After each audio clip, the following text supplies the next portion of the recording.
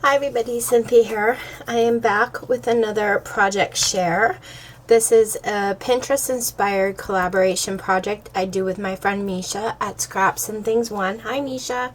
I will post a link below to her channel so you can head on over and get some more inspiration. So today we had do single drink mix little tag holders, treat holders. And these are the packets I used. I got them at Walmart, and I got lemonade, and they had come 10 pouches. And these are the kind, I think you put it in 8 ounces of water. 16.9 ounces of water, so a bottle of water.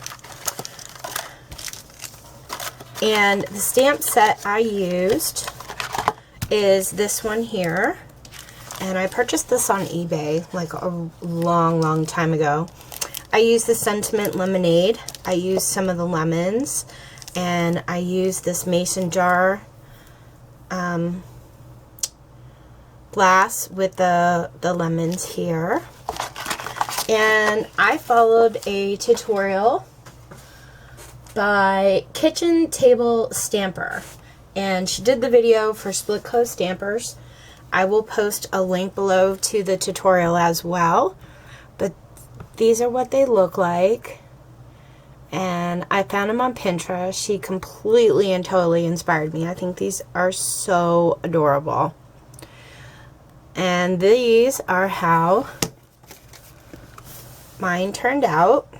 This is my bottle of water, and I did the lemonade and the lemons down here, and it holds 2 pouches, and I just made a satin ribbon with a gingham button in the middle, and I did 2 of them because I kind of thought these would be cute to hand to my coworkers, just as kind of like a welcome back to work and here's some lemonade kind of thing. But I think it's really cute. I just used some twine so that I see a glue string that's driving me crazy, and just hang them on the bottles of water like this. Just a little like sweet treat for them to say welcome back, and I'm happy to be back at work with you guys kind of thing. So this is how mine turned out.